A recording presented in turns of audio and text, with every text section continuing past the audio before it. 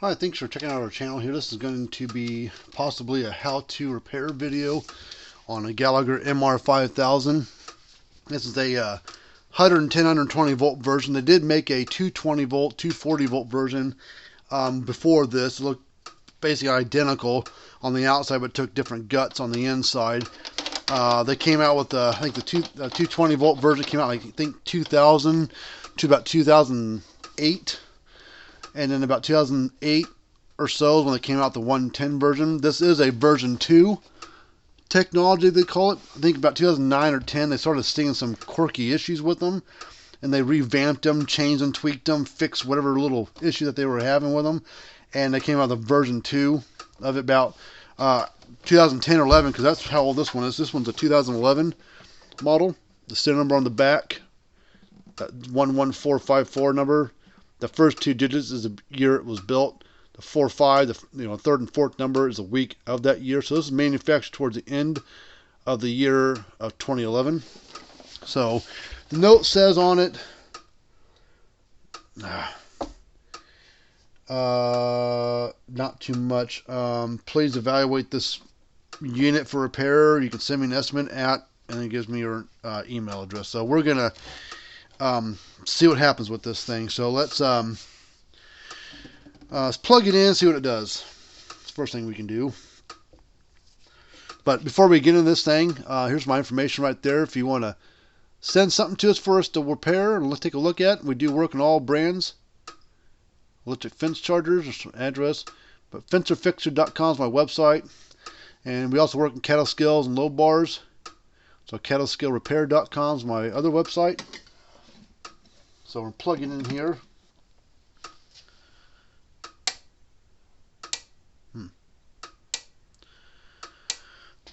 Well, so far so good. Look at that. Clicking right along there. Oh, don't you love it when things come in and they work just fine?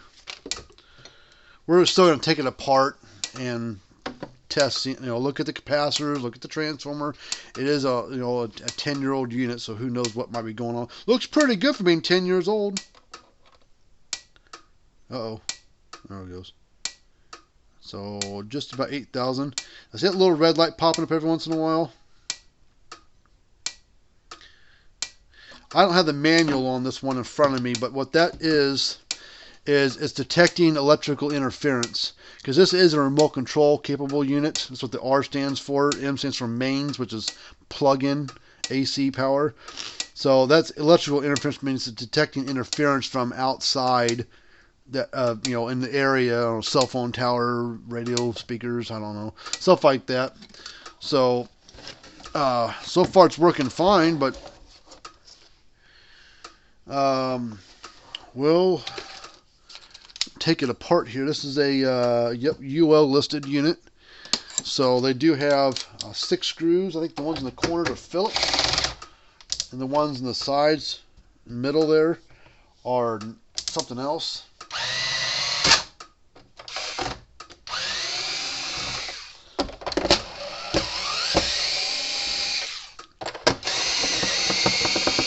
That's broken. That one's just spinning inside. So I think the plastic stand where that screw goes to, that's built into the case, is broken. It felt like it was just spinning. I need to find my bit to take these out. I think it's this one. Yeah, and somebody is trying to take it apart because the screws are pretty boogered up looking, because they are tamper-proof Torx, and somebody has tried to take them loose and couldn't because they didn't have the right bit. Luckily, they weren't too boogered up. I couldn't get them out. A lot of dealers that sell these things, or did sell, they don't make this model anymore. The M5000i took its place.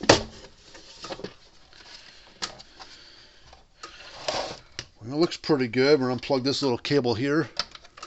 That's goes up to this little dip switch board. It does all this stuff here. This is a 2-stage unit. It's an adaptive output unit. It has 2 transformers and 2 banks of capacitors. You can see this one, this transformer looks a little crustier than this one. That's because this is the primary transformer. This is the one that's always working all the time, along with these capacitors. And this unit has, if you have the manual on this, you can read about it, but you can see it has, where's it at? Yeah, down here, it has full power and low power. The default setting is on full power, which is dip switch number 8, which is up inside here. There's a set of switches inside there. And it is set at 8 is up, so that's default at high power. So it also has a second mode besides low power. It has a, I guess, third mode that automatically goes into when it needs to. Because it's set on high power, if you get a heavy enough load on it, it will pull in these two capacitors as well as the second transformer, and it goes into a turbo mode. And it does it automatically depending on what it feels stressing it out.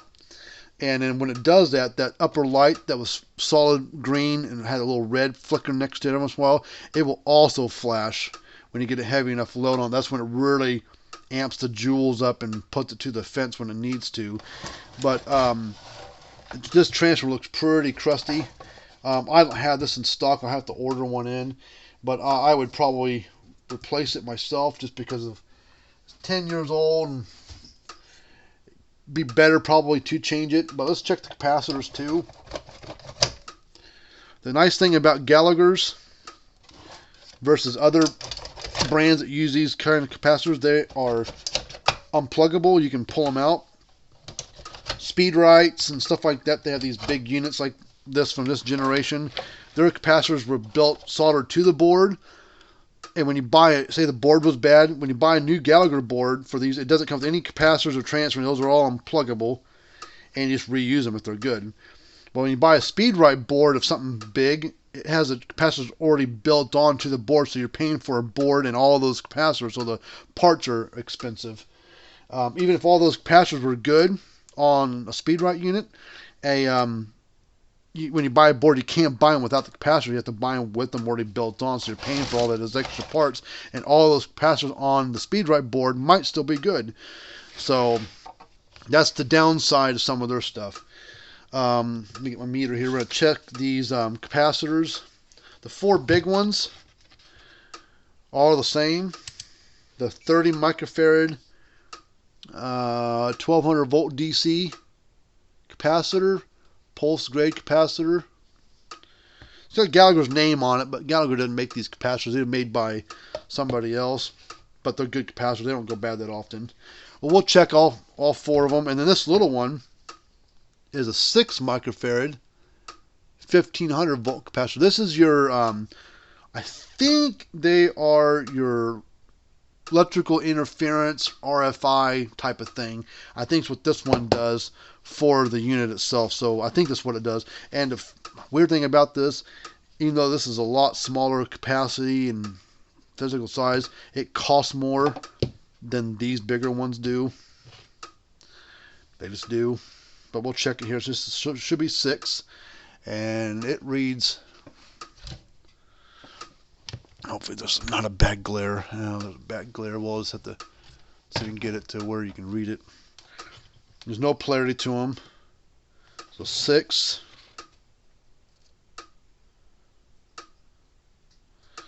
$29.8. These things are 10 years old.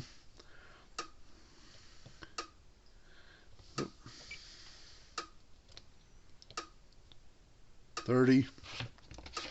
And they're still reading good. So it tells you the quality of the capacitor is 29.6.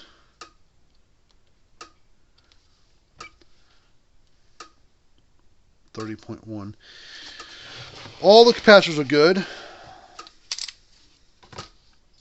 And these transformers just wiggle and pull.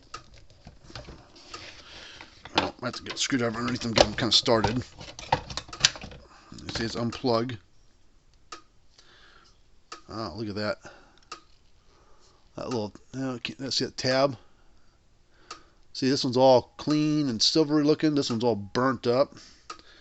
That's probably where part of our problem's at. Probably making bad contact and causing issues. So we'll need to maybe replace both of them. Or I might be able to clean this and replace that tab, the little sleeve on the board that plugs into. See, that one's a little bit torn. It's not bad. You can see it's gotten pretty hot over the years. 10 years of use and starting to break down internally. So we'll talk to customers, see what they want to do. I'm sure they'll want to replace. I would probably recommend replacing both of them. You're already in here, or like I said, we try to clean that up. Maybe.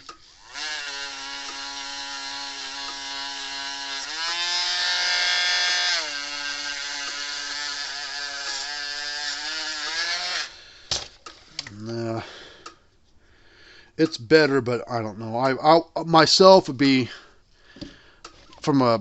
I don't want to charge people more than what they need to be charged for, but I would myself. I'm already in here. Transformers aren't super expensive compared to a new unit, so I would probably go ahead and replace both these transformers. Capacitors are perfectly fine.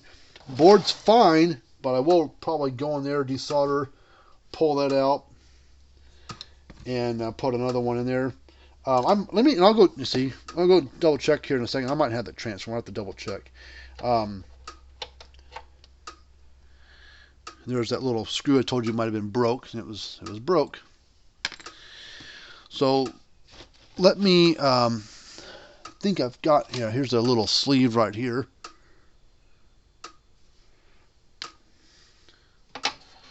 So I'm going to pop this board up from the little output terminals.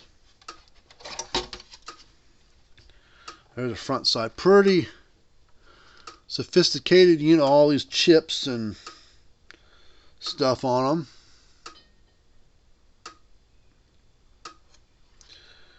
So let's, yeah, there's that, see that tab right there? See, it's all been arcing and burning through that little thing right there. So we need to desolder and pull that off and solder a new one on. So we'll go ahead and do that now. And I'll take a look and see if I've got the transformer. If I don't, I'll have to order them in.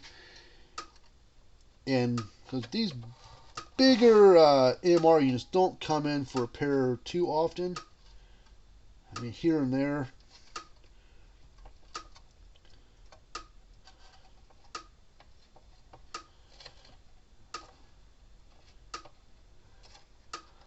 As you can see, it was technically still working fine.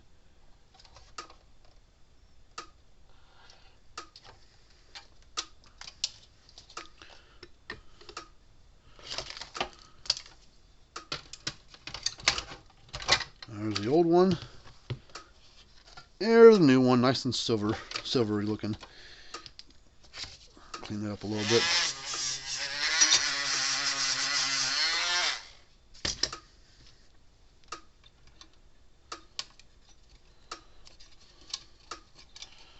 Come on.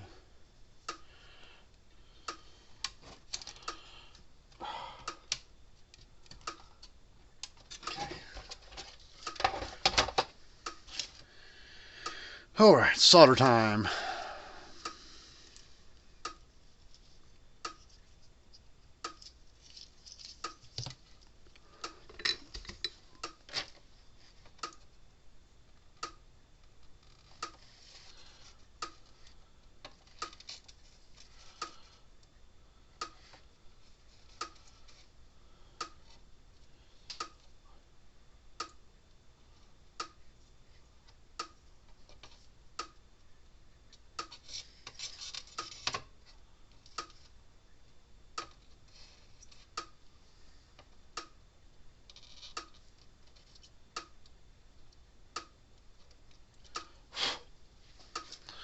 All right, I'll look real quick, see if I got the transformers or not. If I don't, we'll order some in, but then that might be the end of the video. So give me a second to take a look. Well, I don't have them here. I got transformers that look like it, but they're for different models. The Gallagher made a M1800, just a regular non-I series, just an M1800. Look just like this kind of case design, different boards. M1800, the MR2500, which is very similar to this, different board, same transformers, but only has one transformer and one bank of capacitor versus two of each, or two banks of capacitor. And then they made a MBX 2500, which is a different unit altogether. Looks similar, but has 4 output terminals, a digital display on the front, one transformer that's different, and different capacitors in it as well. Similar but different.